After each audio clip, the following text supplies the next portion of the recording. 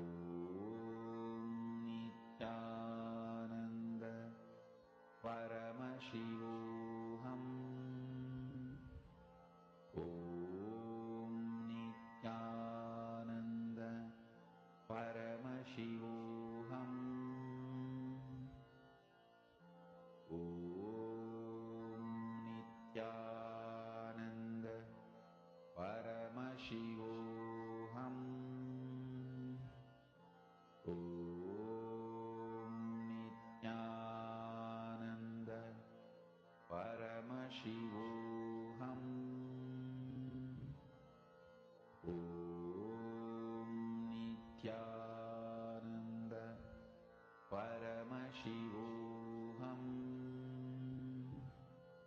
Om Nithyananda Paramashivoham. Om Nithyananda Paramashivoham. Om Nithyananda Paramashivoham. Om Nithyananda Paramashivoham. Om Nithyananda Paramashivoham. Om Nithyananda Paramashivoham. Om Nithyananda Paramashivoham. Om Nithyananda Paramashivoham. Om Nithyananda Paramashivoham. Mahavagya, spiritual lullaby for Samadhi, and Suprabhatam, wake up call, wake up song for Paramashiva. This Mahavagya is spiritual lullaby for you to fall into Samadhi. Suprabhatam, wake up song for Paramashiva to wake up in you. Just remember this one powerful cognition. This Mahavagya puts me in Samadhi. This is spiritual lullaby for Samadhi. And Suprabhatam, wake up song for Paramashiva in me. For Paramashiva to manifest. With this one spiritual powerful cognition, chant this Mahavagya.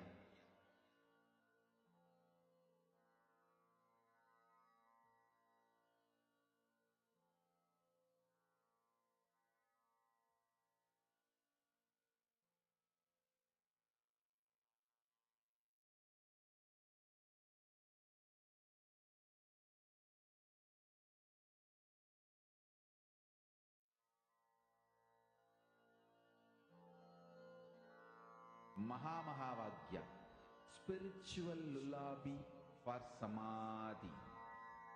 And Suprabhatam, wake up call, wake up song for Paramashiva. For Paramashiva to manifest. With this one spiritual powerful cognition, chant this Mahavagya. Om Nithyananda Paramashivoham. Om Nithyananda Paramashivoham. Om Nithyananda Paramashivoham. Om Nithyananda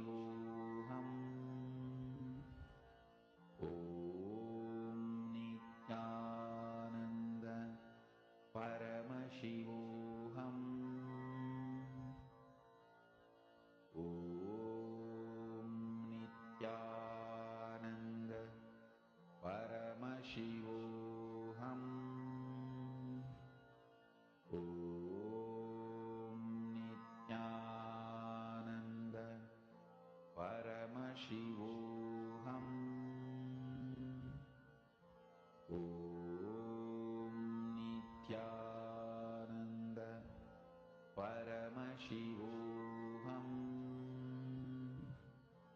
Om Nityananda Paramashivoham. Om Nityananda Paramashivoham.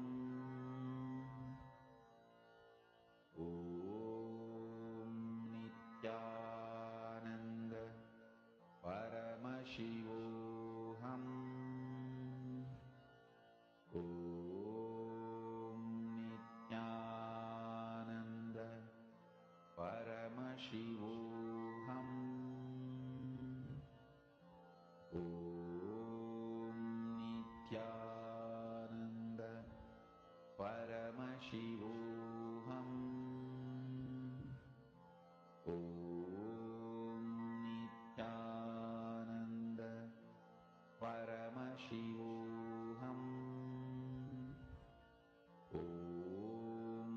Nityananda Paramashivoham.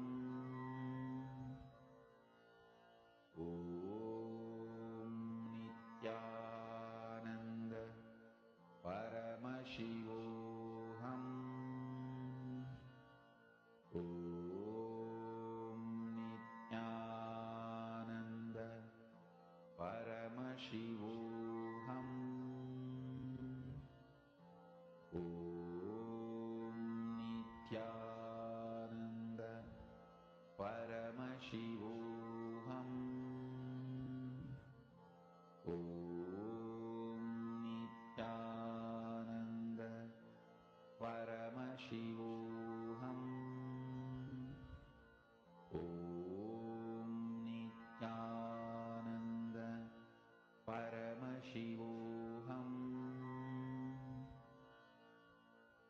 Om Nityananda Paramashivoham. Om Nityananda Paramashivoham. Om Nityananda Paramashivoham.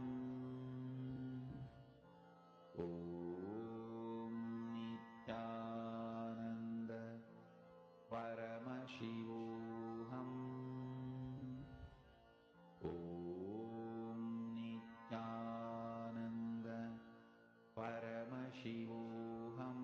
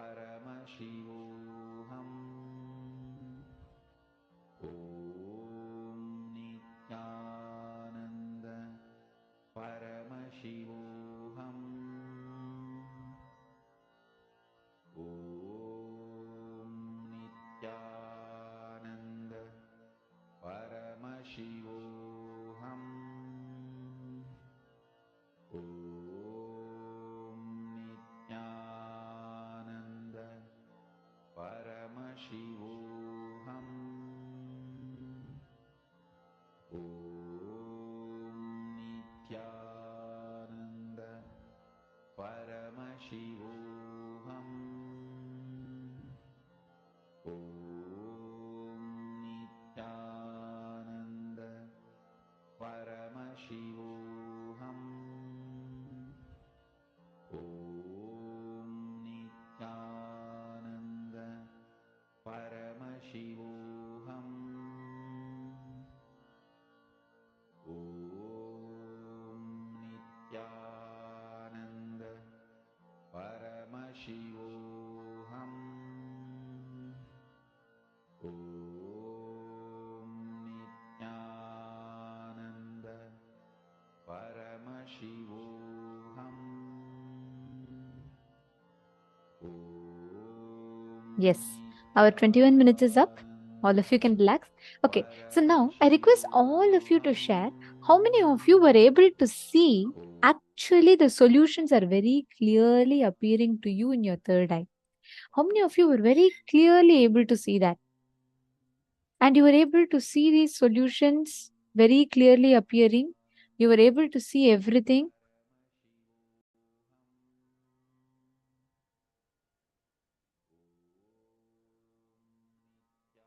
Please post in the chat. Come on, everyone. How many of you have manifested?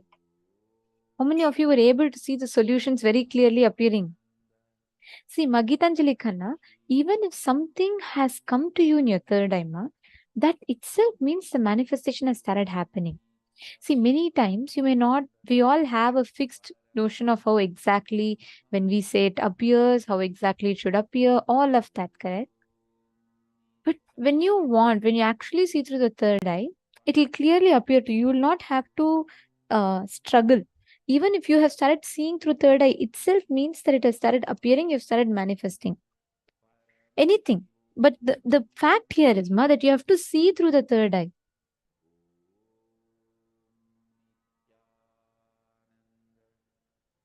So even if you have just seen through the third eye, if you have started seeing and manifesting, that itself is enough. How many of you, okay, just tell me this. How many of you have started seeing through the third eye? Things you feel like something is appearing in your third eye, you're starting to have that experience.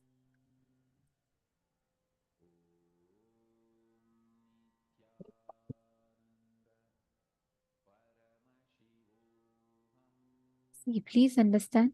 The moment you're able to see that itself, beautiful. See, the moment you're able to see itself means you have started manifesting. That experience, that manifesting experience will lead you to be able to manifest the powers more and more. So don't worry about, oh, right now itself the result is not showing.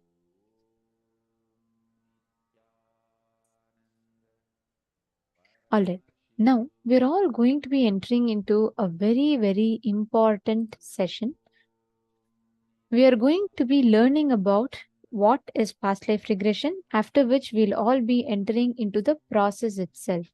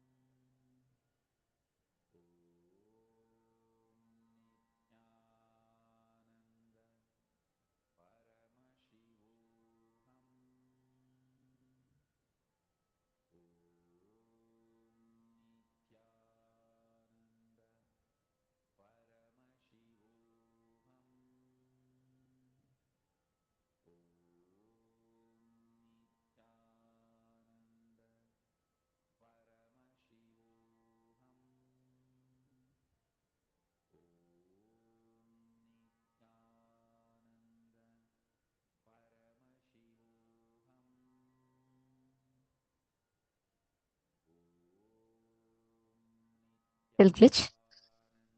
Sorry for the technical glitch. Yes. Now, can I request all the participants to please come on the camera? We're going to be entering into a very, very important session now. We're all going to be entering into the past life regression process. If any of you are feeling sleepy, you're feeling tired, you want to use the restroom, quickly go, freshen up and come back. I request everyone to quickly go. Do not take any other calls right now. Do not do anything else right now. We're all going to be entering into a very, very important past life regression process. I request every one of you, if any of you want to grab a cup of coffee, tea, hot chocolate, you want to run to the restroom, please go and come back and settle down. Jennifer, Nithyanandam, can I request everyone to come to the waking state of consciousness? Jagrat. Mansi Purnayak, you're not able to do the exercises. Okay. Seema, for the past life regression process, we all can just do it in see, as much as possible. I request everyone to take some time off and do this. If you're not able to do it in the place that you are, you can listen to it, but do not participate. If you're doing it, you have to do it completely. It's a very, very powerful process. I'm giving everyone a few minutes so that each of you can go ahead and please get ready, come and settle down. Mansi, which place are you from? You're from LA, right?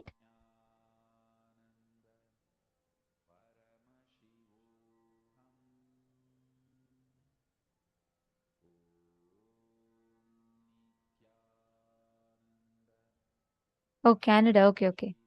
Canada.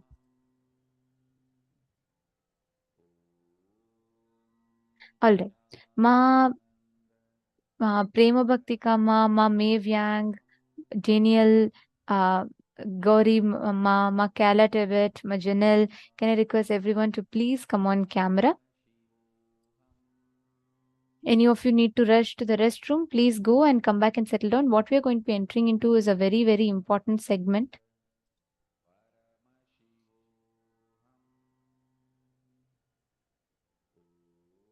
It's a very important segment. See, understand, the past life regression session is where you're going to be literally entering into your past lives, understanding and reliving your past life to relieve from it. So it's a very, very important session, and please do not take it lightly. We request every one of you to settle down in front of the camera. And for the next 1.5 hours to 2 hours, you should not move from here.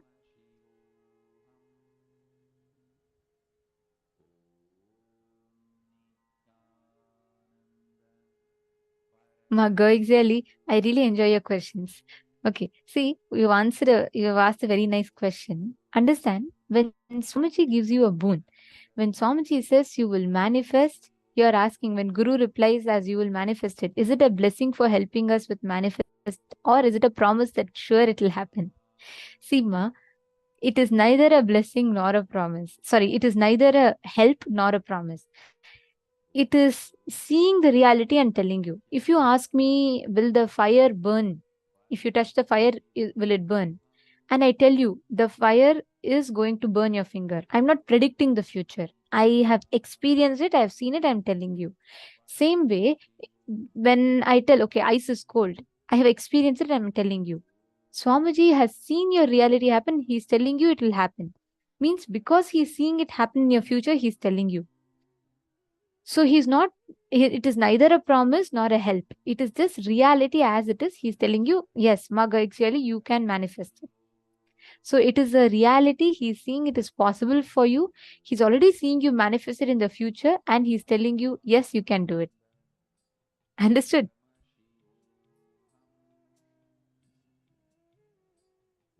Okay. Now, everyone else, can I request all of you to come on camera, please? We are going to now, all the people that are watching us on YouTube, Facebook, the live stream will now be stopped on YouTube and Facebook. And this will only be available on the two-way video conferencing because it's a very, very exclusive, powerful process. So we request every one of you, if you are interested and you want to experience a past life regression process, please join us on YouTube. Sorry, please join us on Zoom. Okay. Everyone, please come on camera. Ma Yanin Wong, Ma Vidya Rupan, Ma Maluhia, Ma Jenny Tran, Wanel, E. Hanshen, Ma Sanitan, Elizabeth Ferdman, Luluni, Jenny Tran, Angel, Ma Surya Lakshmi.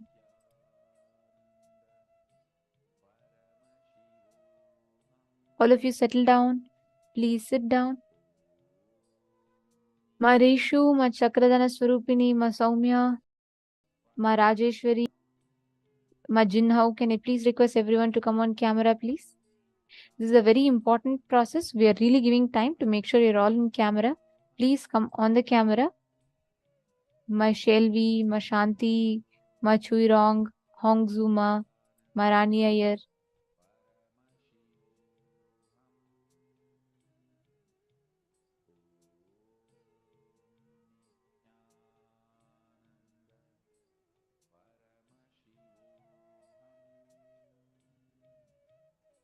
Okay.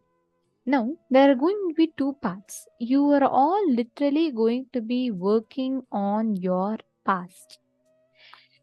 It is very important that we complete our past because our past has a big impact in our future.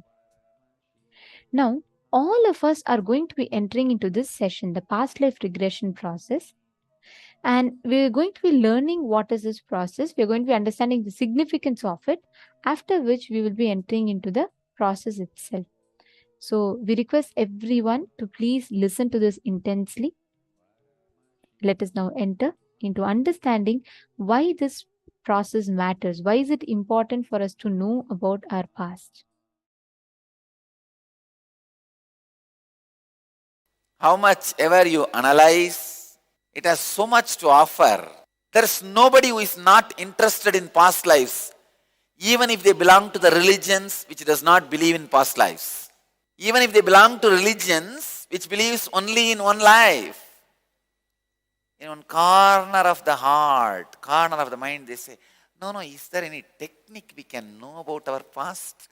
See, I'll give series of webinars on past lives. I am opening my experience with all of you. See, these understandings about past lives should happen in various angles.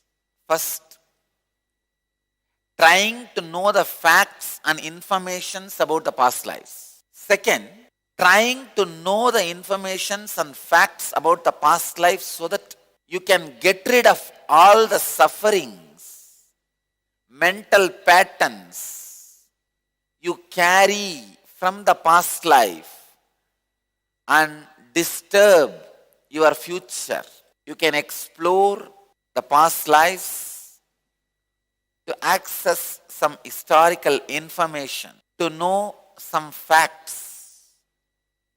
You can access past lives to solve many of the future problems. There are various reasons why people want to know about the past lives. There are various reasons why people should know about past lives. Today, I will handle this past life session, satsang, with one angle, the spiritual angle. How knowing about past lives can transform you. Why knowing about your past lives is necessary for your transformation. Almost all enlightened beings talk about going through their whole past like fast forward mode. In rewind mode or fast forward mode during the time of enlightenment. Just before the enlightenment, almost all enlightened beings go through the whole experience of past life like rewinding mode. Just in few moments, you go through the whole experience. Why you go through past life experience before enlightenment? What is the spiritual connection with the past lives? How is the past lives going to transform me? Going to help me in my enlightenment? Understand? It is from this angle of enlightenment, I'll be handling the past life today. First, your past has 3 layers. Understand the 3 layers of your past. I'll just give a small description using the pen and the board so that you can understand the 3 different layers of past, present moment. This is future. This side is future. This is present moment. This is past. I am telling you past has 3 layers. How? See from the present moment till your date of birth, DOB. This is the first layer of past. You need to know 3 different layers of past so that you will understand why we should explore each layer, what all the benefits you will have if you explore each layer. The second layer past is from this moment to all the lives you lived in body. The moment you assumed the first body, DOB of first body, your first body. DOB of the first body you took. It may be a fish, tortoise, amoeba, for some people buffalo, donkey, pig or demon. This is the second layer past. Third layer past, from this moment to the Big Bang, the moment universe happened, from that moment to this moment. That is third layer past, DOB of cosmos. These are a 3 layer past.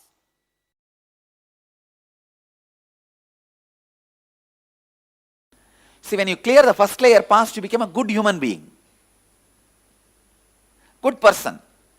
Like a loving, caring, very compassionate, beautiful person who have beautiful relationships, a balanced health, and many of the basic good things happen in you. But only when you dig out and clean the second layer past patterns, the mystical powers start expressing through you. Mystical powers express through you. Come on. How many of you, when you go to some new place, when you meet a new person, suddenly you have the memory, no, I know this place, I have seen this person. You will remember where that room, this room, that's some object, few minutes before. When you go and see, it will all be there exactly as it is. Or in the party, suddenly you know, you will feel somebody is going to fall and break their leg, and in 3 minutes that person falls. How many of you had this kind of, this called deja vu? How many of you had this kind of deja vus in your life? Raise your hand. Raise the hand, fully. Fully raise the hand. I need to count. God. Literally 90% of you, more than 90% of you. See, if it happens for one person, maybe once, you can call it as a coincidence. If it happens to 90%, in any crowd I ask, always 90% of the people raise the hand. If it is happening to 90% of the people, how can you call it as a coincidence? Then the 10% for whom it is not happening is a coincidence. Not the 90% of the people to whom it is happening. How many of you feel this moment, now whatever is happening, you already went through at least once? Raise the hand. This moment, what is going on? Teja, raise the hand, let me see. Raise the hand fully, I need to see. Now whatever is happening, raise the hand. Why are you so shy? I need to see the faces. Relax. Why you feel this moment, exactly the same hall may not have been there, the same group may not have been there, but at some point now, whatever effect I am doing on you, you would have had at some time the same effect done on you by the same person. Understand? Now I am going to open up the second layer past into your body and clear those patterns.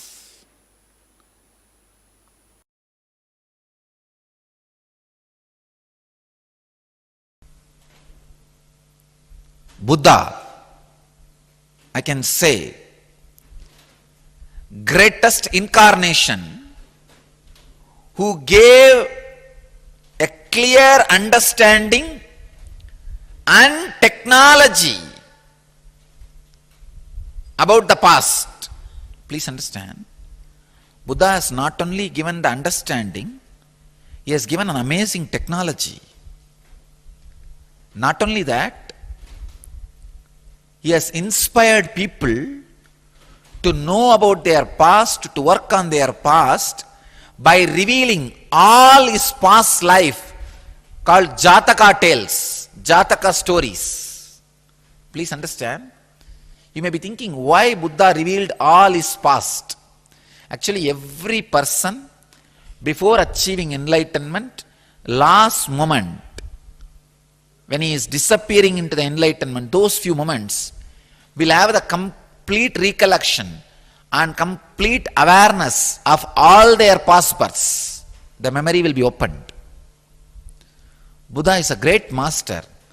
Almost like a black box retrieval, he retrieved the whole thing, all Jataka tales, and presented the whole to the whole world. You may think, why?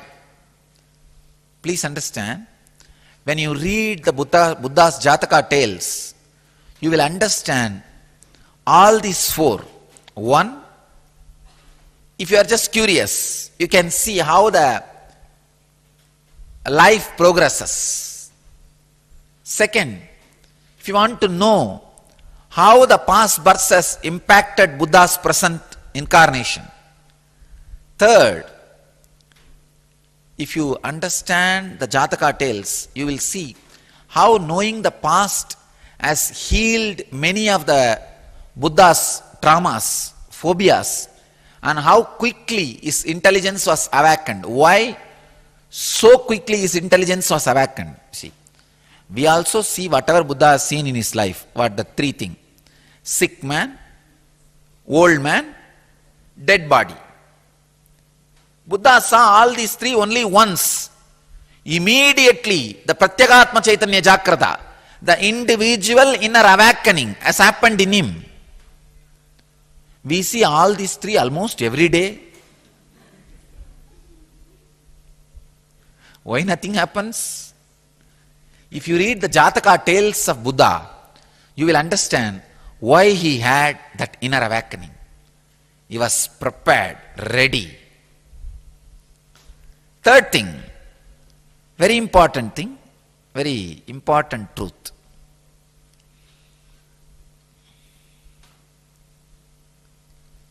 How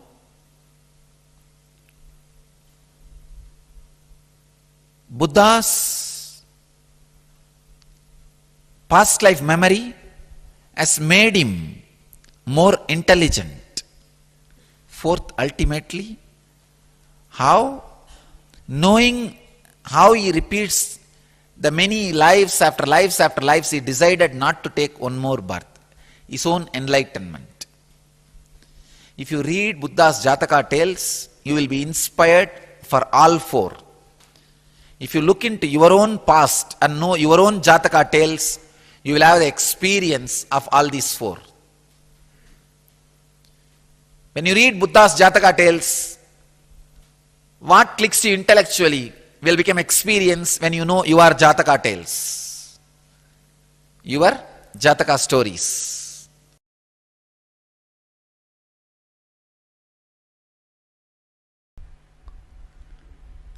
Patanjali, one of the greatest inner scientist ever happened on the planet Earth, gives an amazing technique, a powerful technique. He says, through the perceiving of the impressions, by observing the past impressions,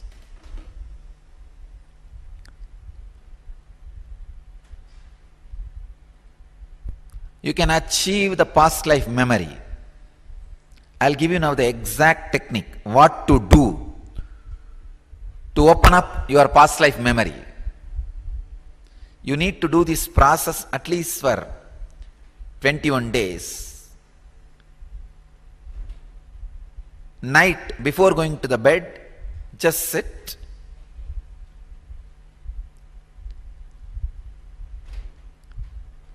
Start going back in your life. Please understand. Night 8 o'clock, if you are sitting for this meditation,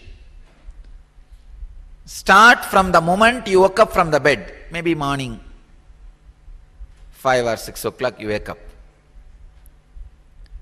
From that time start, 6, then 7, then 8, then 9. From morning, just come down. Just not rethinking, reliving. I am not asking you to rethink, no. I am not asking you to review, no. I am asking you to relive. From morning, come down to this moment, and same way, second, from this moment, go back to morning. Please understand. You need to do two things. First, sit, relive. Morning 6 o'clock, you woke up.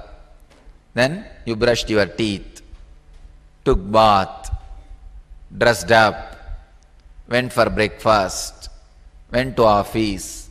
This all you did in office. Then had lunch. In this cycle once. Then second, go back. Like 8 o'clock you are sitting. Oh, half an hour before what did I do? Then 7 o'clock what did I do? 6:30 what did I do? 6 o'clock what did I do? Go back from this to the morning. Please understand. It's a very powerful process. Once come from morning waking up to night going to bed. Second, night going to bed to morning waking up. When you do these two, reliving, so many minute details, the subtle emotions you went through, the subtle experiences you went through, whole thing will be awakened. I can say, I can actually assure, within 21 days,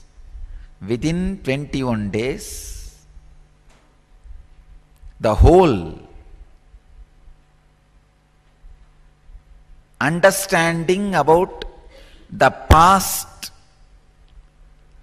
and all the questions related to your past, how you create a samskara, impression, how you manipulate it for your day-to-day understanding, and how you can heal the wounds created by those samskaras.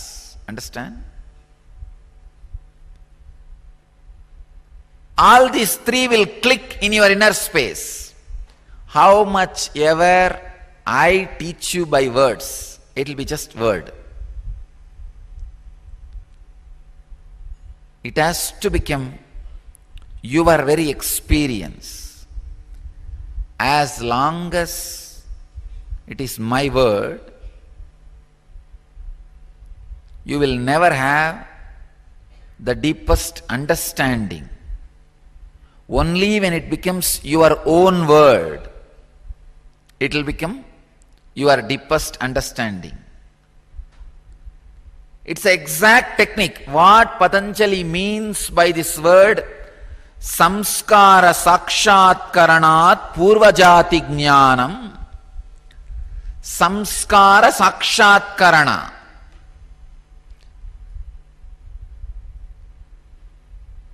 Samyama on samskaras, observing the past impressions.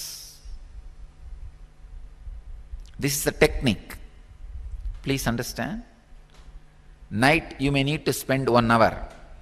If you are deeply interested in your past life regression, healing many traumas, phobias, fears you carry in your present life from past life. Go through this process. Sit. From morning till night, what you did, relive. Then, from night to morning, what you did, relive. It will be same, but when you go through this way and this way, you will have complete new understanding. How your impressions create your past. One more thing. You may think, how going through my 1 day of past can reveal my whole life past for me. It will. You will see it. Your 1 day as the whole essence of your life. When your mental setup was created as a child, all the fears, greed, joy, guilt, pain, pleasure, anything is recorded. Every day you go through those experiences directly or indirectly in some way. So 1 day if you analyze, you will open up your whole past. Suddenly you will see the memories, incidents which you did not go through that day also will start opening up vividly, clearly.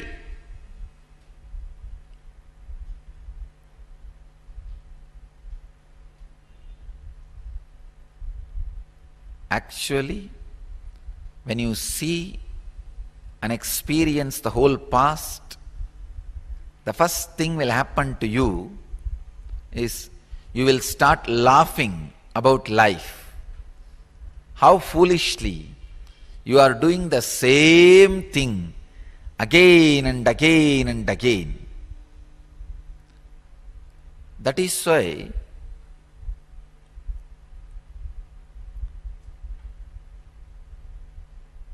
in Zen tradition, they call the ultimate laughter is enlightenment. Or enlightenment is ultimate laughter. Laughing at the whole foolishness. Actually,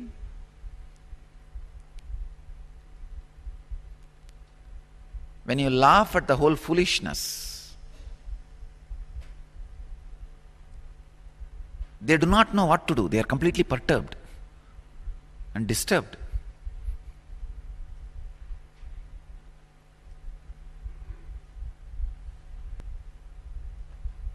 Laugh at the whole mind and samskaras which is attacking you in the inner space.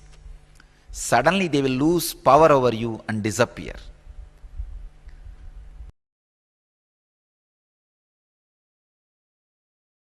The past which you are having after you took this body, this moment to your birth. That is the first level. The past incident, it can be called. Then second is the past from this moment to the moment you assumed your identity. Means many births. I can call that as Bhugarbha. Bhugarbha memory. the memories which you accumulated, the experiences which you had through many bodies. And the third level past is the past before even you assumed this identity, the pure consciousness. That's what is cosmic archives, where all past of the whole world is available. Understand? Whenever I talk about my past life, I talk from the third layer. Actually, if I have to tell really, all the lives happened on the planet Earth, all the time is my past lives. This is what is the ultimate statement. From the third level of the past life, Hiranyagarbha, this is what is the truth. Then from the Bhugarbha level, from the bodies I collected biomemory to create this body. That is where I say I identify specially few bodies which I took. So understand the different levels of past and past life. Then you will be able to understand very clearly how this releasing the past heals your present and takes you to the future. Shiva Sutra also gives a very beautiful technique. If you just sit and even remember so many of those blockages associated with those memory will leave your system through the Kurma Nadi, through the body. Understand? Just simple remembrance. Actually, simple remembrance will lead to reliving. Reliving will automatically relieve the engrams which you accumulated unnecessarily, the blockages which you created unnecessarily.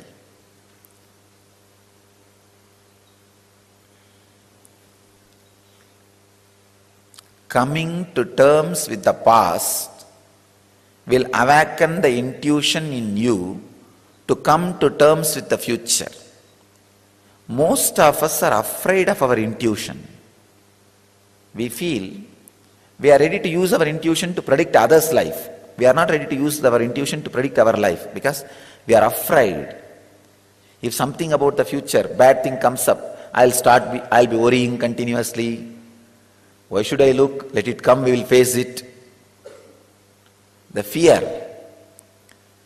I tell you, actually if you look into the future, you will come to terms with it.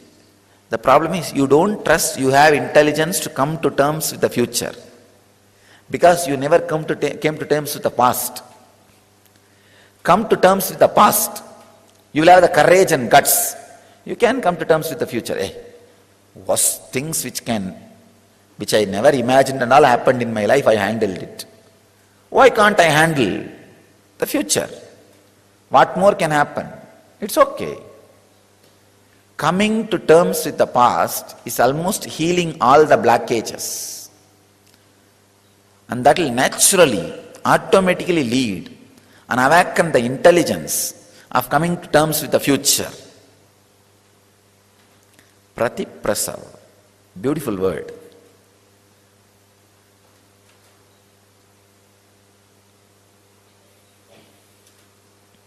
Come to terms with the past by constantly doing the past life regression. Of course, this word is used in a meaning like a lives you had before you took this body.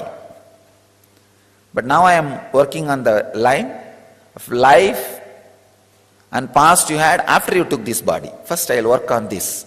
Then we will go to the second level and third level.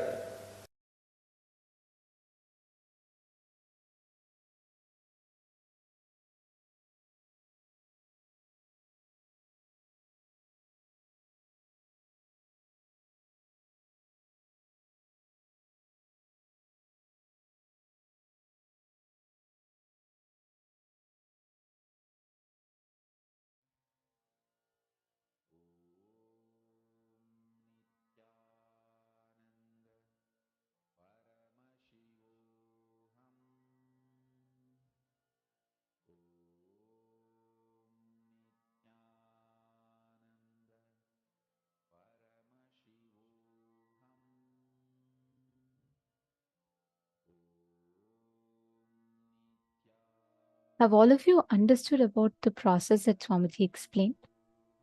We are going to be working on all the 3 layers of your past. Okay. Now, we will be entering into the past life regression session. Now, we have understood what is this process and the significance of this process. We will now be entering into the past life regression session. We will give you all a few minutes. Please settle down, come in front of the camera. If any of you need to run to the restroom, please quickly run, but do not move for the next 1 hour. Settle down. Please come back.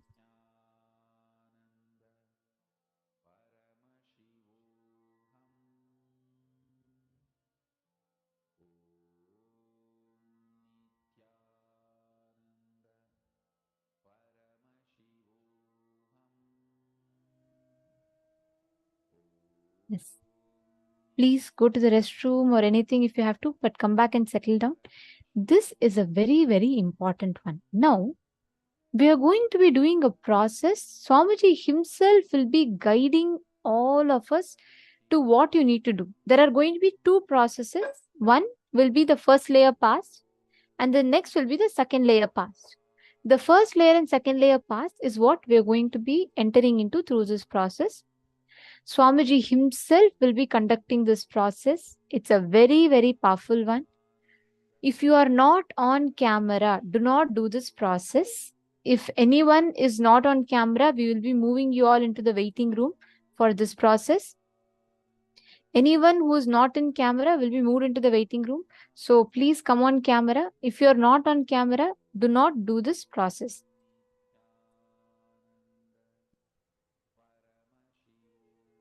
I'm giving a few minutes because I'm still seeing that many of you are not in camera.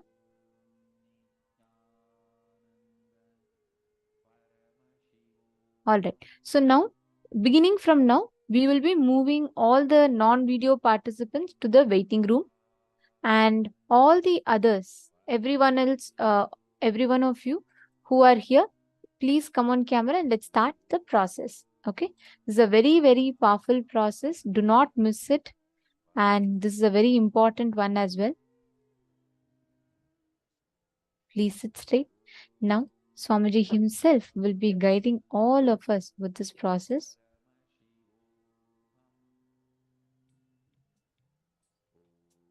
Let's all get ready. Let's all enter into the process. Please sit straight. And do not talk, do not move, do not get distracted. This is purely an extremely powerful process. So let's all maintain the sacredness of the space. And let us enter into the process.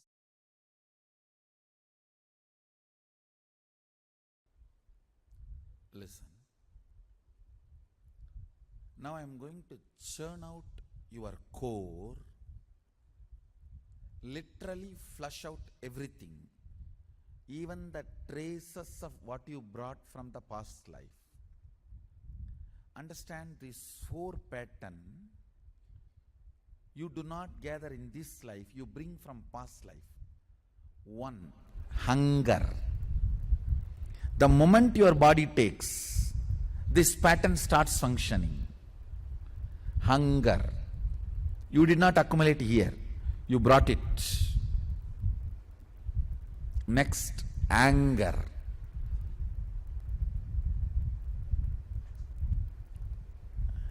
Third, lust. 4th, fear. So, hunger, anger. Anger can be translated into violence and all that. Either flight or fight, both. Hunger, anger, lust and fear. These 4 core patterns you bring from past birth. It doesn't start in this birth. Now I am going to churn out these 4 and flush it out. Understand? Completion for this 4 pattern is done only by entering into an animal body and living it out in the animal body. Understand? Not reliving it mentally, living it out physically. That whole hunger, the heat and the irritation, agitation of the hunger should be felt. How the hunger becomes anger should be felt. How the lust is felt heavily in the body. How the violence and fear is experienced intensely in the body.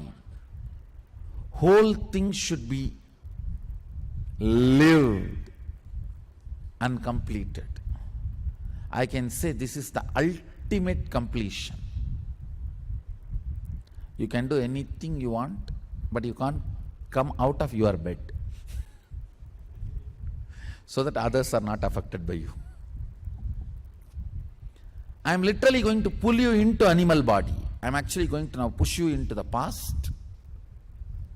You are going to go back to mother's womb, and from there get pushed into the animal body. You see, your past birth exactly may not have been animal. You could have been even man and human being and again took the human birth.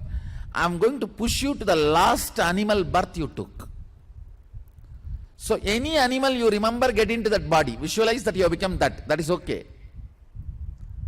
Automatically you will see the animal, last animal you have been, that patterns will start getting released.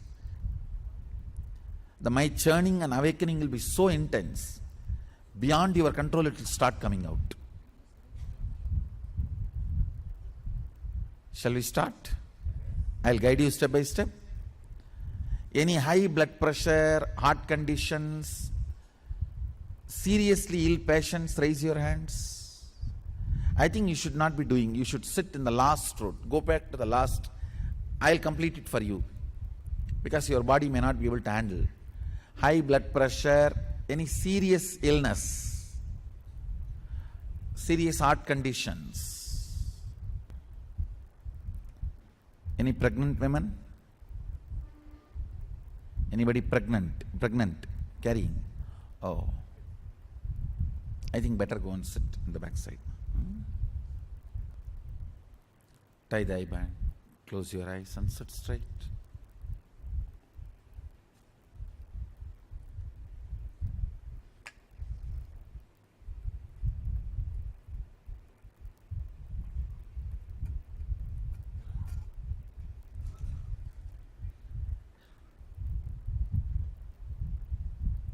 Lie down exactly the way you were in your mother's womb. If you want, you can open your eyes and see the picture once. We are projecting the picture.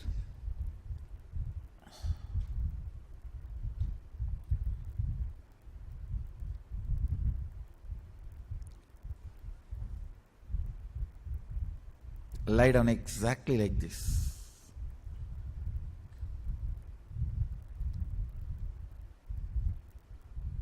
As extension of your mother.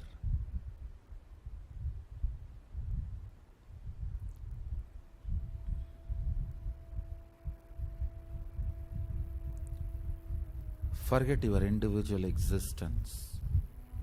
Become part of your mother's womb again. See what your mother is seeing. Hear what your mother is hearing. Listen what your mother is listening. If you fall asleep, it's okay. Fall asleep. Just fall into your mother's womb.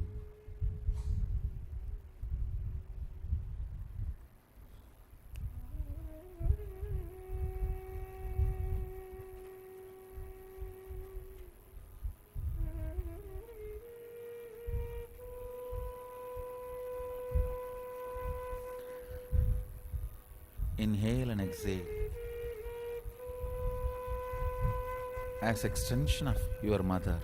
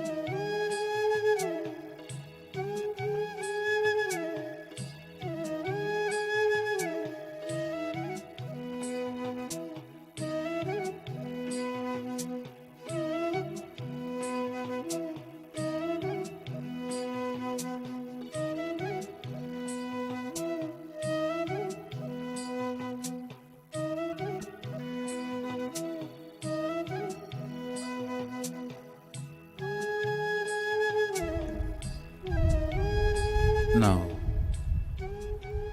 leave your body to rest in your mother's womb. Enter into the past.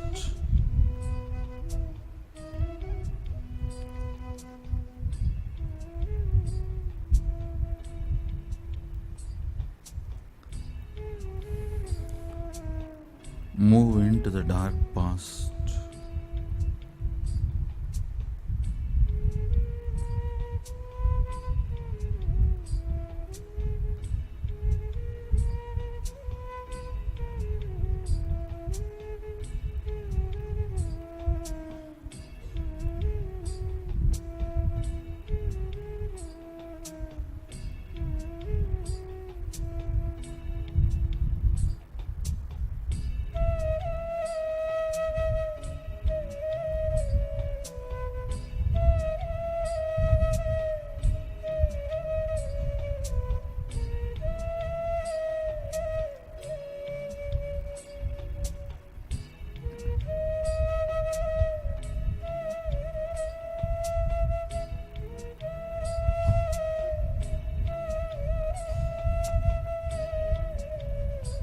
Choose any one animal.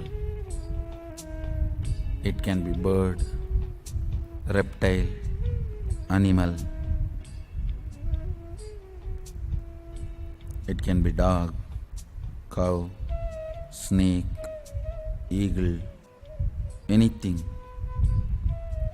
Assume one animal. Enter into the body of that animal. Visualize your body, your mind, your internal organs. Everything has become that animal.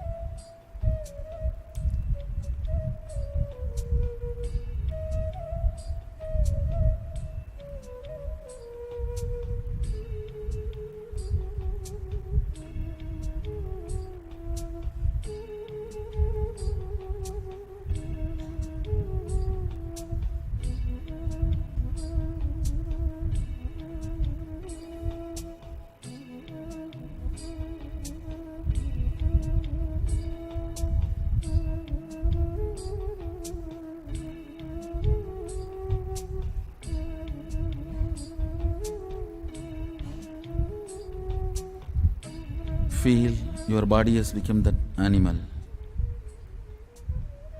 Enter into the animal body, Mriga Sarira. Your physiology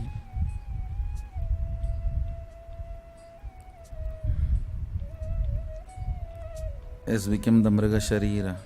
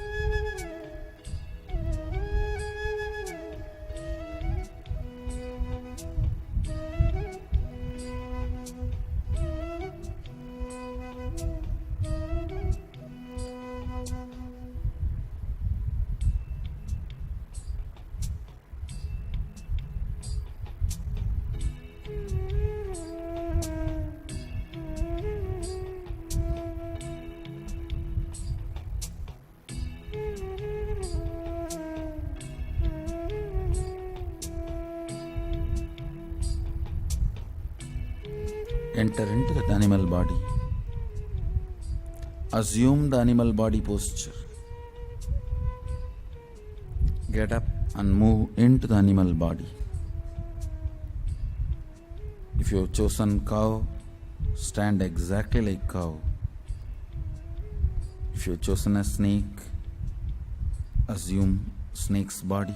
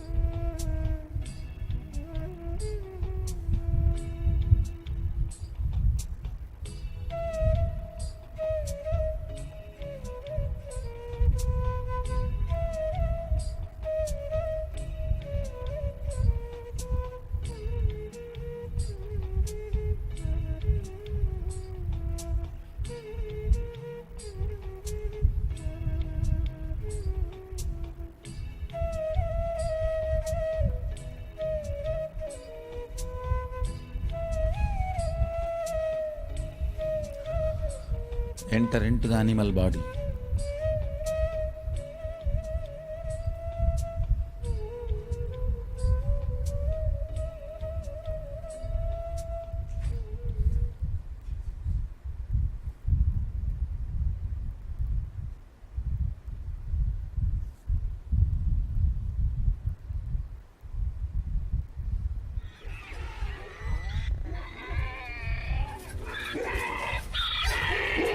Inhale and exhale exactly in that animal body.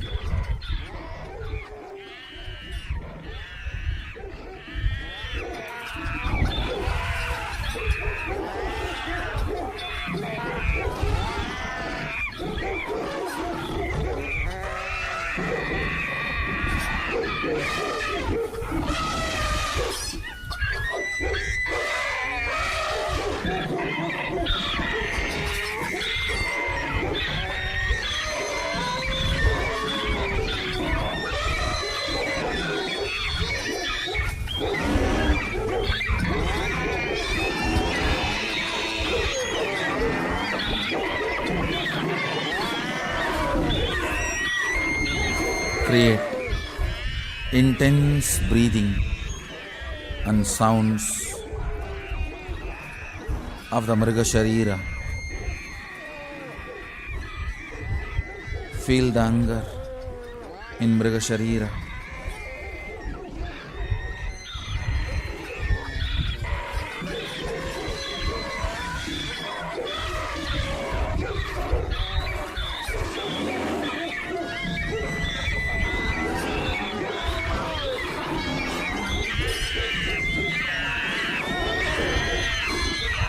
Feel the Mriga Sharira.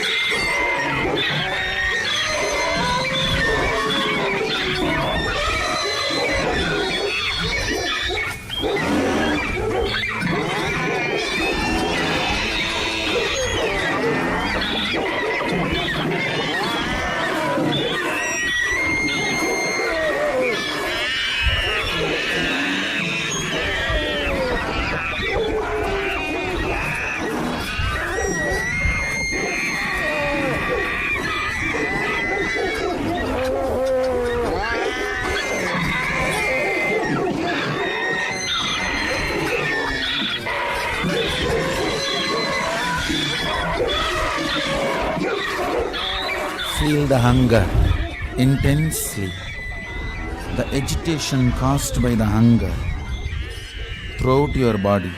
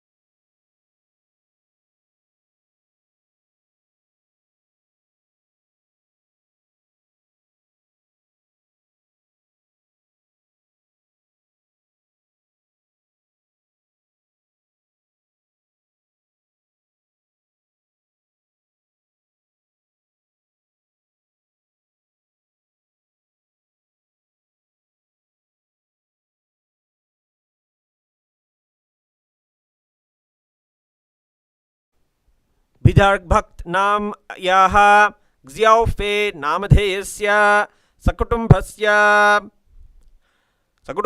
Cha Shri Kailasonnata Dvadashanta Shyamala Pitharuda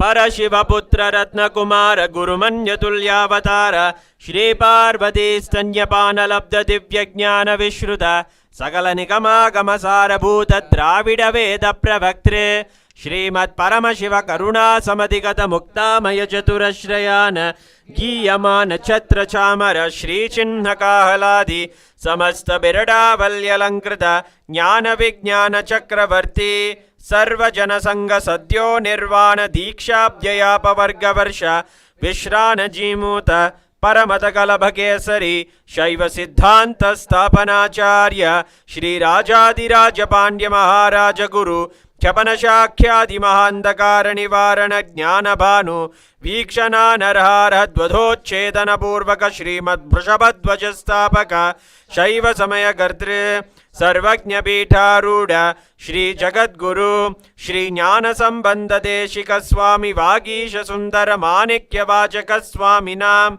Avatara Bhuta Shri Jnana Sambandha Swami Punarudrita Shyamala Pita Sarvajna Pita Trinavatyuttara Dvishatatama Guru Mahasannidhana Arunagiri Yogishwara Paramparagata Arunachala Sarvajna Pita Guru Mahasannidhana Kailasa Paramparagata Kanchi Kailasa Sarvajna Pita Trayasrim Chaduttara Dvishatatama Guru Mahasannidhana Nityotsava Nitya Mangala Nitya Kalyana Nitya Rajita Kailasa Paramparagata Adi Kailasa Nityananda Pita Mahasamsthana Mahasimhasana Pita Gartre Sakshat Sri Paramashiva Samudbhuta Kailasa Paramparagata Vaivasvatamanu Ikshvaku Harishchandra Bhagirada Shri Ramachandra Shurasena Ityadyanavachinna Sarvabhauma Chakravarti Paramparagata Chatushashti Yogini Mandita Chatushashti Sampradaya Pravartaka Manudharma Shasana Surya Vamsha Prapta Sarvajna Pita Surangi Samrajya Murthabhishikta Chudamane Sakshat Sri Paramashiva Samudbhuta Kapila Maha Guru Punarudrita Maha Nirvani Pita Ashtottara Sahasra Shri Mahamandaleshwara Sakshat Sri Paramashiva Samudbhuta Kapila Maha Guru Punarudrita Maha Nirvani Pita Ashtottara Sahasra Shri Mahamandaleshwara Sakshat Sri Paramashiva Samudbhuta Shri Mahaganapati Samaramba Anavachinna Pithadhishwara Guru Parampara Prapta Atala Pita Ashtottara Sahasratama Ashtottara Sahasra Shri Atala Pithadhishwara Dharma Mukti Swargapura Swarna Pita Trayo Vimcha Guru Mahasannidhana Kailasa Paramparagata Adipita Sarvajna Pita Jagadguru Shri Kailasa Punaruddharaka Kailasa Paramacharya Shrimad Paramahamsa Parivrajacharya Varya Satchitananda Pranava Swarupa Shrotriya Brahmanishta Shrimad Jagadguru Shrila Shri Bhagavat Shri Nithyananda Paramashiva Shri Jnana Sambandha Deshika Paramacharya Swaminam Prityartham Tesham Padaravindayoho Bhakti Siddhyartham Guru Kripa Katakshi Siddhyartham Kshemastheirya Virya Vijaya Ayurarogya Ishwaryanam Abhivridyartham Dharmartha Kama Moksha Chaturvida Phala Purushartha Siddhyartham Samasastu Duropashantyartham Samasta Mangalavapyartham Bhagavat Shri Nithyananda Paramashiva Prasadena Sakutumbasya Jnana Vairagya Jivan Mukti Praptyartham Shri Nithyanandeshwari Paramashiva Shakti Sameta Shri Nithyanandeshwara Paramashiva Avatara Bhuta Shri Sarvadeva Devi Swarupa Bhagavat Shri Nithyananda Paramashiva Pratyaksha Pada Pujam Karishye. Drop the akshita and flowers on the right hand side and wash your right hand side, not your right hand, with the water from the Panchapatram.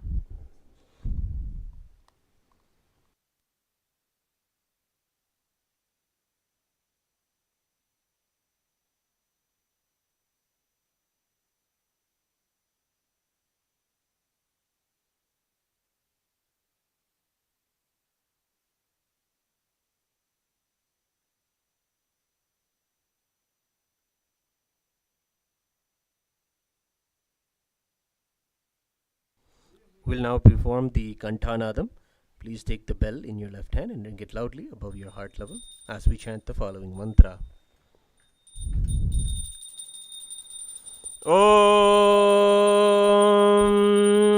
Agamartantu Devanam Gamanartantu Rakshasam Gantanadam Karom Yado Devada Kwanalanchanam Ganta Devada Bhyo Namaha. The next is the Manasa Puja, the internal worship. The beautiful meaning of the mantra that we will be chanting comes from the depths of Paramadvaita, of oneness. The very seat of our being is offered as the asana for Swamiji. Our very breath is offered as the incense. The prana, the life force within us, is offered as the incense. The intelligence within us that keeps us life positive and absolutely powerful with all the powerful cognitions is offered as the naivedya, the food. All of the qualities within us and the characteristics within us are all offered as various flowers. Various gunas are offered as flowers.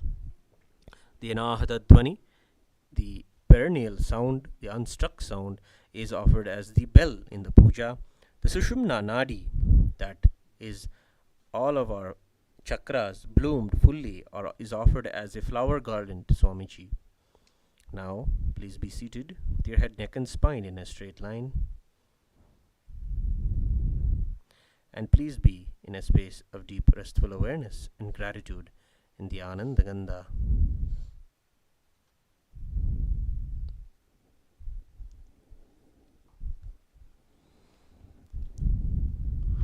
Om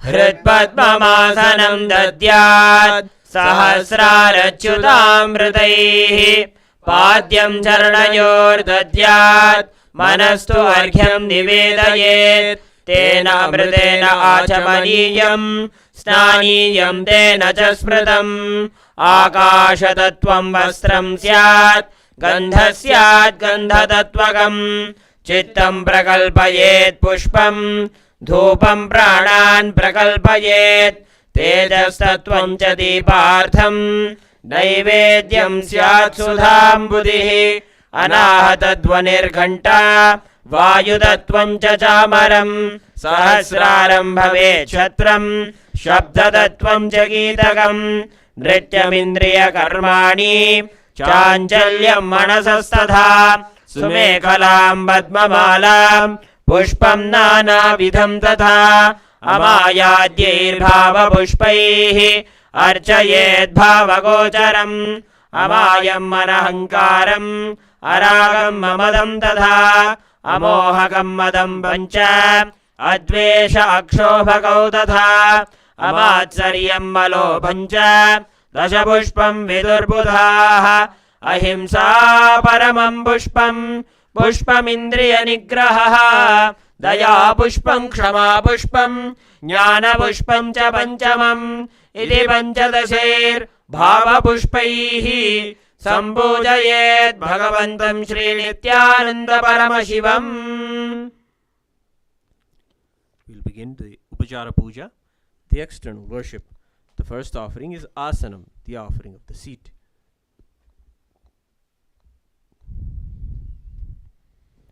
The one who resides inside all the beings, the one who is the very soul of all beings. I offer this seat to you. I surrender, I surrender.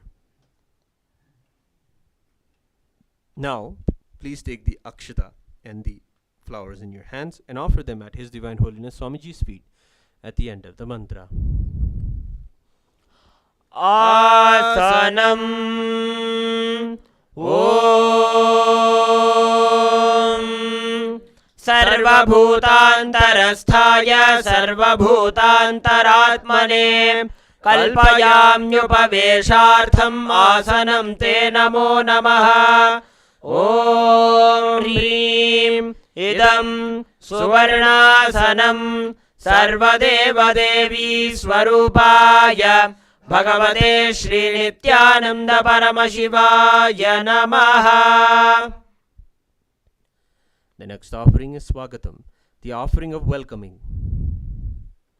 Because of being established in the calmness of restful awareness and being free from the attitude of performing all actions related to the 5 cosmic functions, Paramashiva is called as Shiva by the experts of the great tantras, the agamas. I offer myself unto that Shiva, who is the Guru, who is the eternally beyond passion and who is beyond any limiting aspects of embodying and manifesting in form. Because of his immeasurable greatness and being eternally unborn, he is greatly praised and celebrated as Ananta, the darshan of the one that is desired by the devas for the fulfillment of their ambitions, that Paramesha, the Supreme Lord. We welcome you, Prabhu. With this sacred sentiment, we now take the flowers in our hands and offer the Swagatam at the divine lotus feet of the Supreme Pontiff of Hinduism at the end of the mantra. Swagatam Om Shantatvat Sarvakartritvat Bhavo Paradikaranat Shivokto Mahatantra Mantra Vidbhis Sada Shivaha Tasmai Shivaya Gurave Vitaraga Kalaya Vai Ameyatvat Anantoyam Ajatvat Cha Prakirtitaha Yasya Darshanamichanti Deva Swabhishta Siddhaye Tasmai Te Parameshana Swagatam Swagatam Prabho Adya me saphalam janma jivanam saphala kriyaah Swagatam yatvaya tanme tapasam phalamagatam Om Hrim Sarvadeva Devi Swarupa Bhagavan Shri Nithyananda Paramashivam Swagatam Suswagatam Te. The next offering is Padyam, the offering of water for washing the feet. I offer Padyam, that is the water for washing the feet of Paramashiva, the supreme divinity, the very devotion to whom brings the ultimate bliss. Now please take the Padyam water in your hands and offer it at His Divine Holiness Swamiji's feet at the end of the mantra. Padyam Om Yadbhaktilesha Samparkat Paramananda Samplavaha Tasmai Te Parameshana Padyam Shuddhaya Kalpaye Om Hrim Etat Padyam Sarvadeva Devi Swarupaya Bhagavate Shri Nithyananda Paramashivaya Namaha. The next offering is Arghya, the offering of the traditional bouquet. O Maheshwara, please accept this Arghya, offering of the traditional bouquet with water made of Dhruva grass, a flower, a bilva leaf, and a rice pellet kept in a beautiful conch. Please take the Arghya in your hands and offer it at His Divine Holiness Swamiji's feet at the end of the mantra. Arghyaha Om Durvakshata Samayuktam Bilvapatram Tadhaparam Shobhanam Shankhapatrastam Grahanarghyam Maheshwara Om Hrim Esho Arghyaha Sarvadeva Devi Swarupaya Bhagavate Shri Nithyananda Paramashivaya Swaha. The next offering is Achamaniyam, the offering of water for washing the hands and the mouth. Please accept this auspicious Ganga water, which dissolves all incompletions, as an offering of Achamaniya, the water for washing the mouth, as I offer unto you with devotion. Achamaniyam Om मन्दाकिन्यास्तु यद्वारी सर्वपापहरं शुभं ग्रहाणाचमनीयं त्वं मया भक्त्या निवेदितम् ॐ ह्रीं इदम् आचमनीयोदकं सर्वदेवदेवी स्वरूपाय भगवते श्रीनित्यानन्द परमशिवाय स्वधा. The next offering is Madhuparka, the offering of the nectarine drink.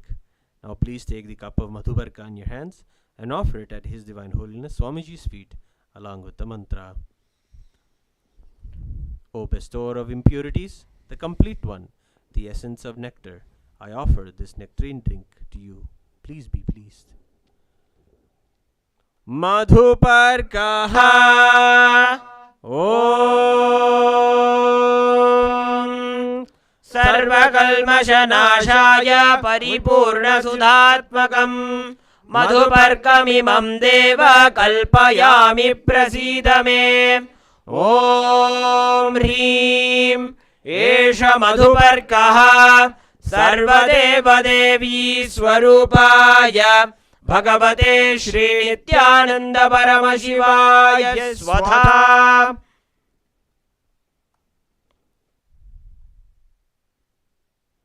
The next offering is Gandha Telam, the offering of the scented oil. Please accept this scented oil, O benefactor of all the worlds. You are the purest among all the worlds. I offer you the most scented oil.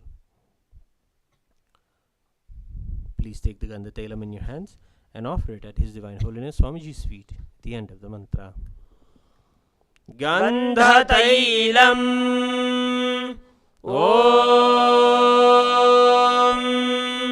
Sneham Grahana Snehena Lokanam Hitakaraka Sarvalokeshu Shuddhastvam Dadami Snehamuttamam Om Hrim Idam Gandha Tailam Sarvadeva Devi Swarupaya Bhagavate Shri Nityananda Paramashivaya Nivedayami.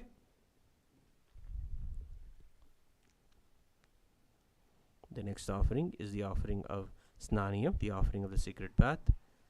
Please accept this pleasantly cool, pure, clear and appealing water for your sacred bath offered by me with devotion to you. Please take the Snaniyam water in your hands and offer it at His Divine Holiness Swamiji's feet at the end of the mantra. Snaniyam Om Idam Jushitalam Vari Swachham Shuddham Manoharam Snanartham Te Maya Bhaktya Kalpitam Pratigrihyataam Om Hrim Idam Snaniyodakam Sarvadeva Devi Swarupaya Bhagavate Shri Nityananda Paramashivaya Nivedayami. The next offering is Vastram, the offering of clothing. Now, I offer the Vastram, this cloth offering, to the one who removes the veil of Maya or illusion, who is the true light of enlightenment, who does not have a veil of Maya, and who has the very space as the dress. Please take the Vastram in your hands and offer at the end of the mantra. Vastram Om Maya Chitrapata Channa Nijaguhyoru Tejase Niravarana Vijnaya Vasaste Kalpayamyaham Om Hrim Idam Vastrottariyam Sarvadeva Devi Swarupaya Bhagavate Shri Nityananda Paramashivaya Nivedayami. The next offering is Abharanam, the offering of jewelry. I offer this golden ornament to you, who, by very nature, has a gracefully beautiful body, and who is the source of shelter of all the powers. May you be pleased. Please take the Abharanam in your hands and offer it at His Divine Holiness Swamiji's feet at the end of the mantra. Abharanam Om Swabhava Sundarangaya Nana Shaktyashrayayate Suvarnam Bhushanam Tubhyam Kalpayami Prasida Me Om Hrim Idam Suvarnabharanam Sarvadeva Devi Swarupaya Bhagavate Shri Nithyananda Paramashivaya Nivedayami. The next offering is the offering of Gandha, the offering of the scented sandalwood paste. I neither know your body, nor do I know all of your actions. Please accept and apply this sandalwood paste offered by me. Now please take the Gandha in your hands and offer it at Swamiji's feet at the end of the mantra. Gandha Om Shariram Dena Janami Jeshtam Naiva Cha Maya Nivedidan Gandhan Pratigrihya Vilipyata Om Hrim Esha Gandha Sarvadeva Devi Svarupaya Bhagavate Shri Nithyananda Paramashivaya Namaha. The next offering is Pushpam, the offering of fragrant flowers. Please accept these appealing and elegant flowers of different kinds which are grown in the forest of Turiya, the space of ultimate restful awareness. Now please take the flowers smeared with sandalwood paste in your hands and offer them at His Divine Holiness Swamiji's feet at the end of the mantra. Pushpam Om Turiyavana Sampannam Nanar Gunamanoharam Ananda Saurabham Pushpam Grihyatamidamuttamam Om Hrim Etani Sachandana Pushpani Sarvadeva Devi Swarupaya Bhagavate Shri Nithyananda Paramashivaya Baushate. The next offering is Bilva Patram, the offering of the Bilva leaf. I offer you, the Lord of all Devas, this holy Bilva leaf, in which dwells the Devi of richness, and which is so much loved by Lord Paramashiva. Please take the Bilva leaf smeared with sandalwood paste in your hands and offer it at His Divine Holiness Swamiji's feet at the end of the mantra. Bilva Patram Om Amritodbhavam Shri Vriksham Shankarasya Sada Priyam Bilva Patram Prayachami Pavitram Te Sureshwara Om Hrim Etani Sajandana Bilva Patrani Sarvadeva Devi Swarupaya Bhagavate Shri Nithyananda Paramashivaya Vaushate. The next offering is Tulasi Patram, the offering of the Tulasi leaf. Now please take the Tulasi leaves made with sandalwood paste in your hands and offer it at His Divine Holiness Swamiji's feet at the end of the mantra. Let this offering of Tulasi leaf be unto the Supreme Soul, who is unlimited, who has unlimited forms, and who is the bestower of all boons. Tulasi Patram Om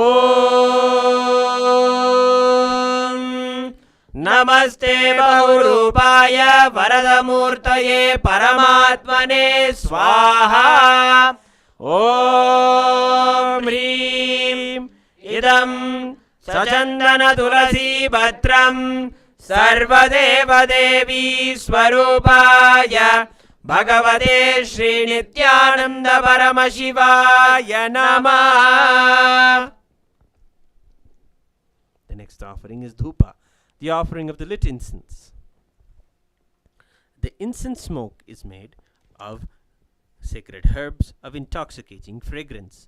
Please accept this incense smoke fit to be inhaled by all the devas. Now, please take the lit incense in your hands and slowly wave it towards our beloved Swamiji and ring the bell as you do so. Dhupaha Om Vanaspatiraso Divyo Gandhadyassu Manoharaha Agreya Sarvadevanam Dhupoyam Pratigrihyata Om Hrim Esha Dhupaha Sarvadeva Devi Swarupaya Bhagavate Shri Nithyananda Paramashivaya Namaha.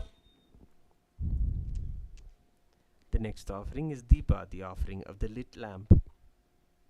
Please accept this light of inner and outer worlds, which is very bright and removes the darkness from everywhere. Now please take the lit lamp in your hands and slowly wave it towards Swamiji along with the mantra. Please ring the bell as you do so. Deepaha Om Suprakasho Mahadeepaha Sarvadastimirapaha Sabhahyabhyantara Jyotirdeepoyam Pratigrihyata Om Hrim Esha Deepaha Sarvadeva Devi Swarupaya Bhagavate Shri Nithyananda Paramashivaya Namaha. The next offering is Naivedyam, the offering of food. These different kinds of food offerings are prepared from sweetener and other ingredients. O Lord, please accept this food offering prepared by me with devotion. Now please take the Uddharani of water and hover it around the Naivedyam.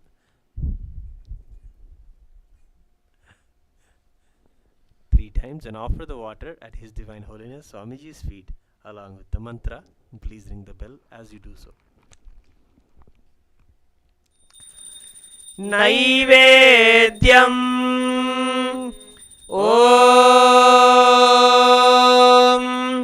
Naivedyam Vividham Deva Sharkaradi Vinirmitam Maya Niveditam Bhaktya Grahana Parameshwara Om Hrim Idam Shopakarna Naivedyam Sarvadeva Devi Swarupaya Bhagavate Shri Nithyananda Paramashivaya Nivedayami.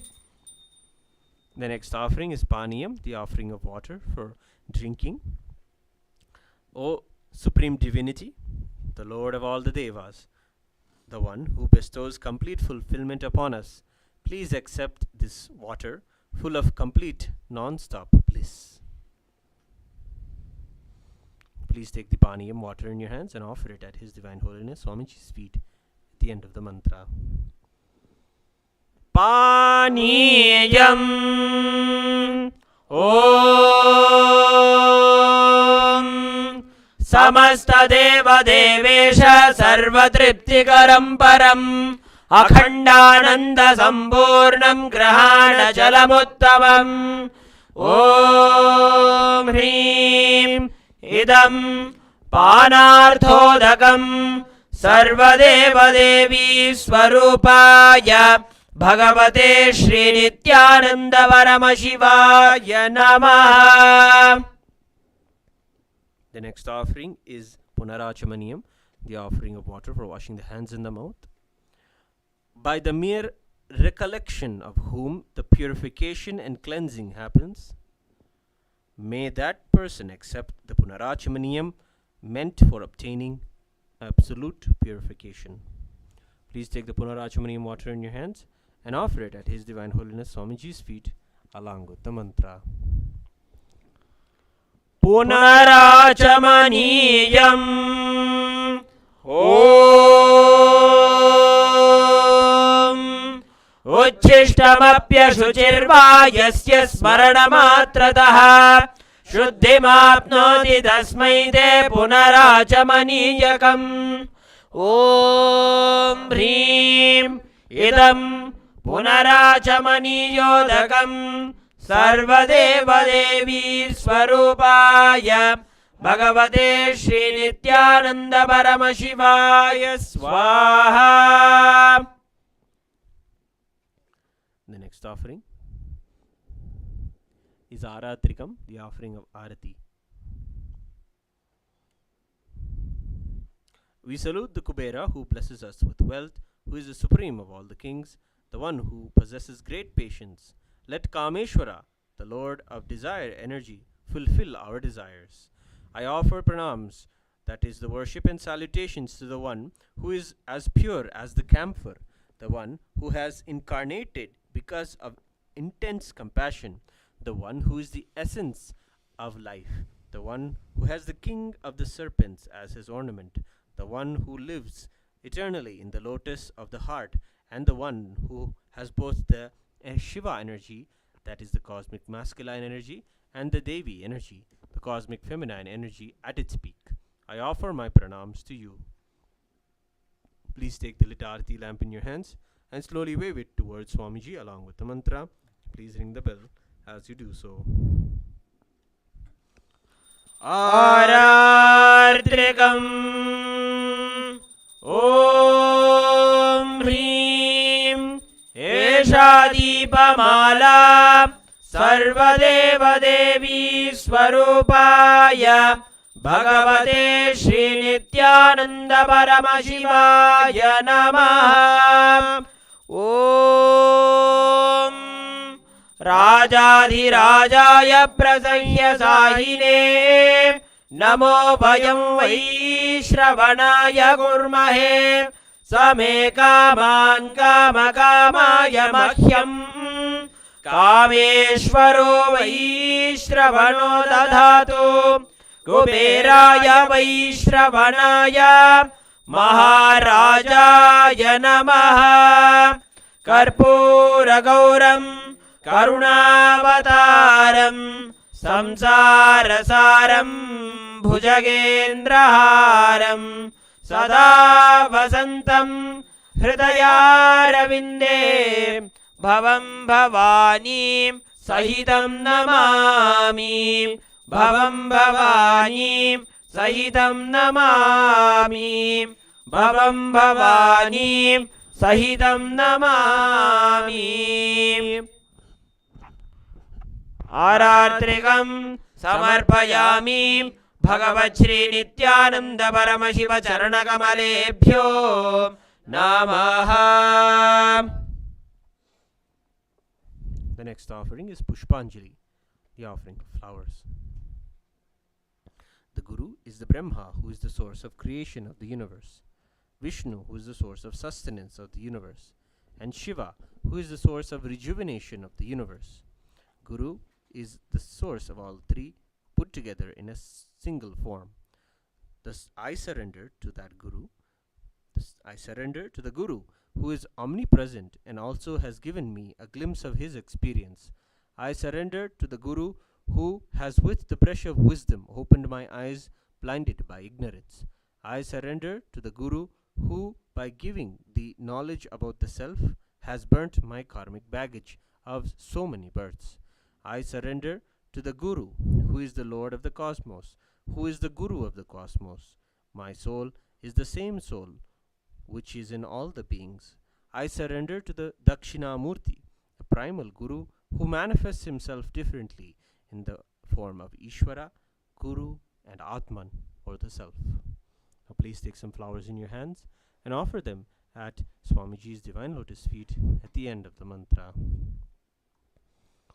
Pushpanjalihi Gurur Brahma Gurur Vishnu Gurur Devo Maheshwaraha Guru Sakshat Param Brahma Tasmai Shri Gurave Namaha. Akhanda Mandala Karam Vyaptam Yena Characharam Tatpadam Darshitam Yena तस्मै श्री गुरवे नमः। अज्ञानतिमिरान्धस्य ज्ञानाञ्जनशलाकया चक्षुरुन्मीलितं येन तस्मै श्री गुरवे नमः। अनेकजन्म सम्प्राप्त कर्मबन्धविदाहिने आत्मज्ञानप्रदानेन तस्मै श्री गुरवे नमः। मन्नाथ श्री जगन्नाथो मद्गुरु श्री जगद्गुरुः ममात्मा सर्वभूतात्मा तस्मै श्री गुरवे नमः। ईश्वरो गुरुरात्मेति मूर्तिभेदविभागिने व्योमवद्व्याप्तदेहाय दक्षिणामूर्तये नमः।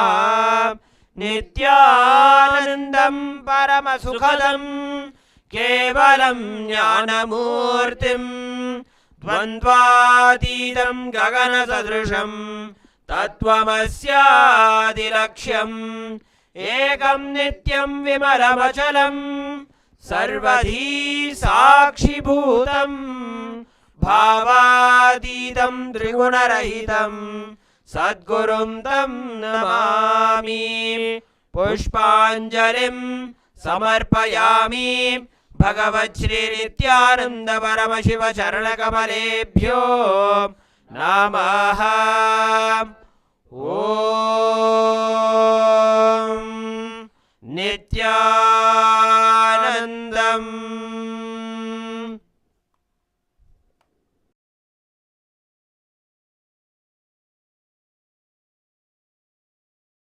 Suddenly, one day, when I was reading one of the Shankara's work on this Maya, somehow the concept clicked. The word Maya cannot be translated into English. Thinking the lesser reality as the higher reality is what we call Maya. What you are seeing, you can't say this is illusion. No. This is not ultimate. Your understanding this is ultimate is illusion. The moment the click happened, I was ready not only to leave the house, decided to live like a Shankara. In the Vedic tradition, anybody who wants to become enlightened has to leave their home. They have to become homeless. It is a basic condition for enlightenment. You can't be in your hometown. You have to start wandering, studying, because to enter into the ultimate truth, you need to have the courage to go behind wherever it leads. There is a beautiful sutra in Brahma Sutra, the first sutra of Brahma Sutra. It says, Atatu Brahma Jignasa. Let us inquire into the reality. It says, only a courageous person who is ready to go behind wherever truth leads can enter into this science. In those days, we had a beautiful system. When somebody becomes enlightened, he will go around and sit with all other scholars, pandits, learned people, and he will open up his understanding. The other person will open up his understanding. Whoever can take the other person to the deeper level of understanding will follow him. That's all. That is why exploring the truth into the deeper and deeper level has been made as a compulsory basic value for anybody who wants to explore the reality, explore into the truth. What we need to understand from this story, courage to go behind the truth, wherever it leads. Even they are ready to gamble with their life, but they are ready for truth.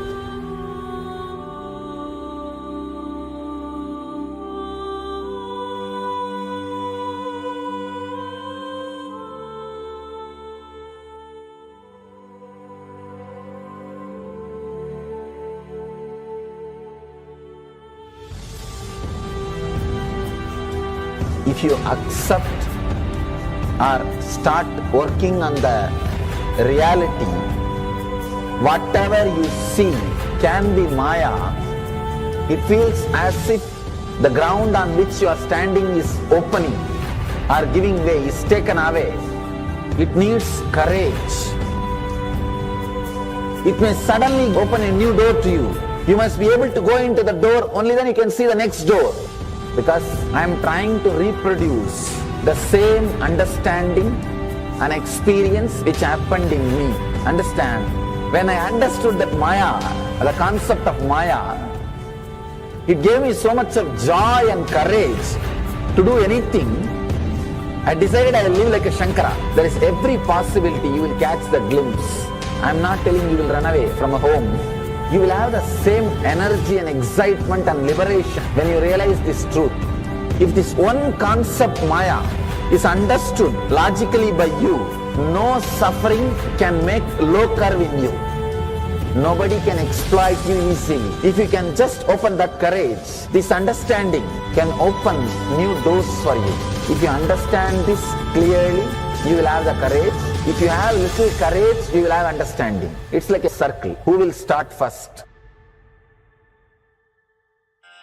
I represent Kailasa nation led by Supreme Pontiff of Hinduism, Sri Nithyananda Paramashivam, which speaks on behalf of 2 billion Hindus around the world who do not have a voice representing them in these international forums.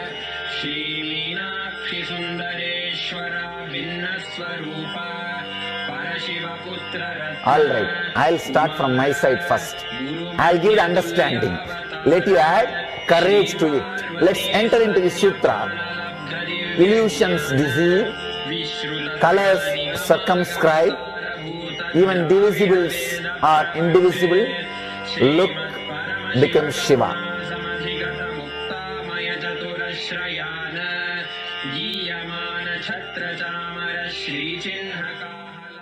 Welcome you all with my love and respects.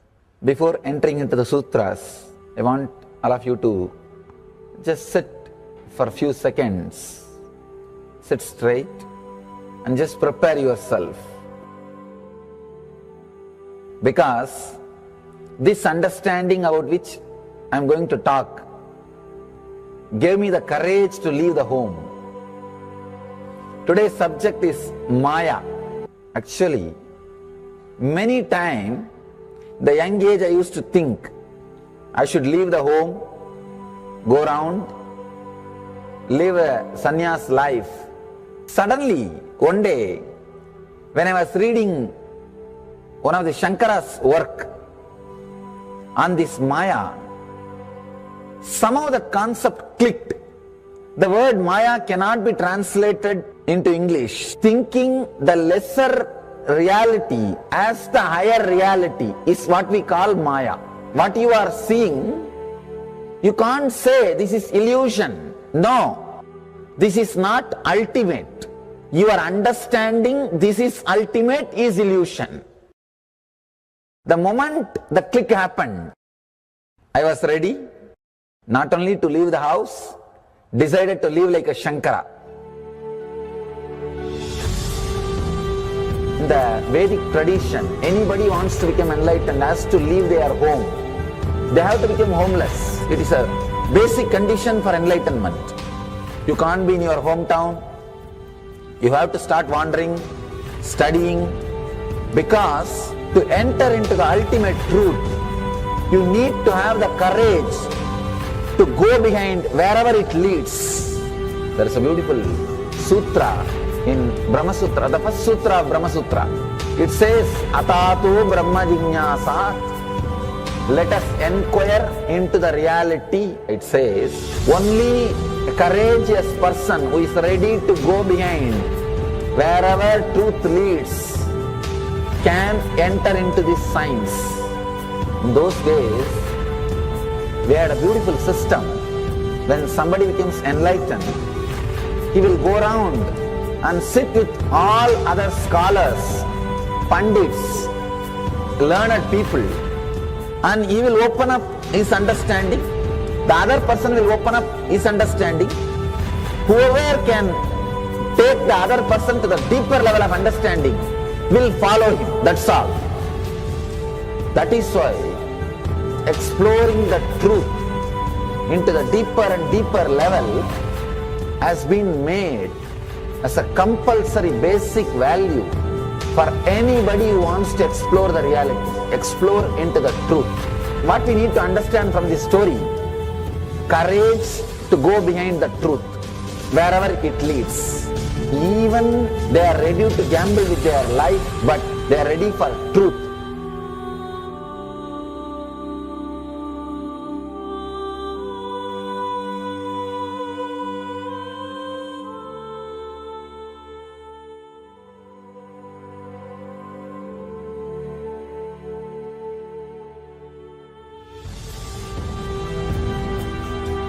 If you accept or start working on the reality, whatever you see can be Maya. It feels as if the ground on which you are standing is opening or giving way, is taken away. It needs courage. It may suddenly open a new door to you. You must be able to go into the door, only then you can see the next door. Because I am trying to reproduce the same understanding and experience which happened in me. Understand? When I understood that Maya, the concept of Maya, it gave me so much of joy and courage to do anything. I decided I will live like a Shankara. There is every possibility you will catch the glimpse. I am not telling you will run away from a home. You will have the same energy and excitement and liberation when you realize this truth. If this one concept Maya is understood logically by you, no suffering can make low curve in you. Nobody can exploit you easily. If you can just open that courage, this understanding can open new doors for you. If you understand this clearly, you will have the courage. If you have little courage, you will have understanding. It's like a circle. Who will start first? I represent Kailasa nation led by Supreme Pontiff of Hinduism, Sri Nithyananda Paramashivam, which speaks on behalf of 2 billion Hindus around the world who do not have a voice representing them in these international forums.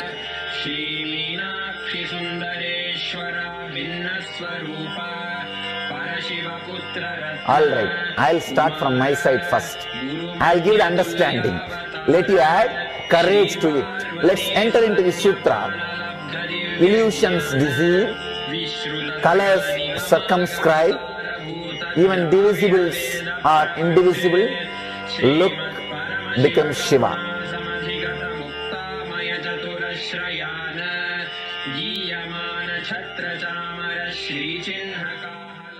Welcome you all with my love and respects. Before entering into the sutras, I want all of you to just sit for a few seconds. Sit straight and just prepare yourself.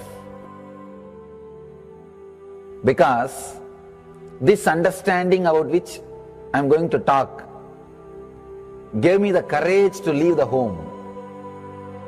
Today's subject is Maya. Actually, many times, the young age I used to think I should leave the home, go around, live a sannyas life. Suddenly, one day, when I was reading one of the Shankara's work on this Maya, somehow the concept clicked. The word Maya cannot be translated into English. Thinking the lesser reality as the higher reality is what we call Maya. What you are seeing, you can't say this is illusion. No, this is not ultimate. Your understanding this is ultimate is illusion. The moment the click happened, I was ready not only to leave the house, decided to live like a Shankara.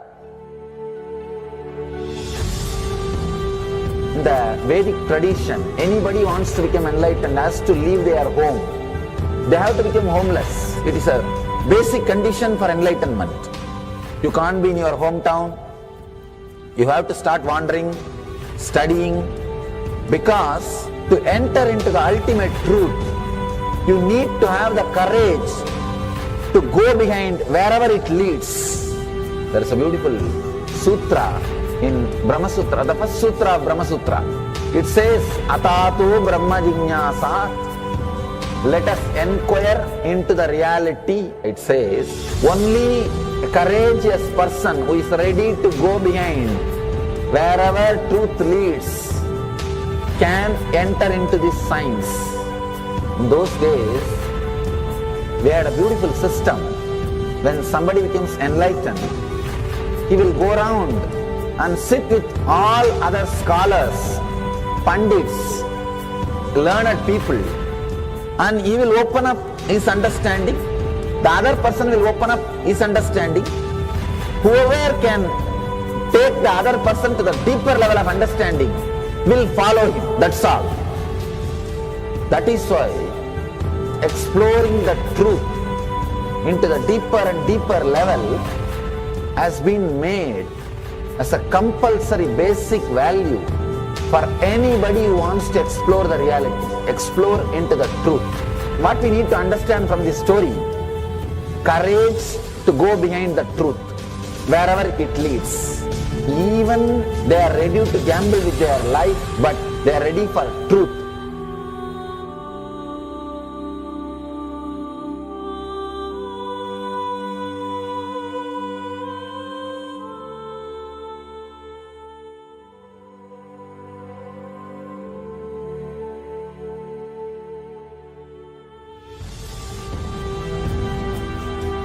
If you accept or start working on the reality, whatever you see can be Maya.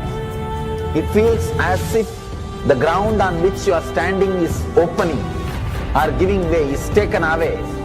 It needs courage. It may suddenly open a new door to you. You must be able to go into the door, only then you can see the next door. Because I am trying to reproduce the same understanding and experience which happened in me. Understand? When I understood that Maya, the concept of Maya, it gave me so much of joy and courage to do anything. I decided I will live like a Shankara. There is every possibility you will catch the glimpse. I am not telling you will run away from a home. You will have the same energy and excitement and liberation when you realize this truth. If this one concept Maya is understood logically by you, no suffering can make low curve in you. Nobody can exploit you easily. If you can just open that courage, this understanding can open new doors for you. If you understand this clearly, you will have the courage. If you have little courage, you will have understanding. It's like a circle. Who will start first? I represent Kailasa nation led by Supreme Pontiff of Hinduism, Sri Nithyananda Paramashivam, which speaks on behalf of 2 billion Hindus around the world who do not have a voice representing them in these international forums.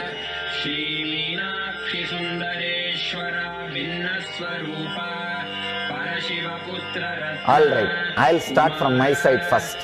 I'll give the understanding. Let you add courage to it. Let's enter into the sutra. Illusions deceive, colors circumscribe, even divisibles are indivisible. Look becomes Shiva.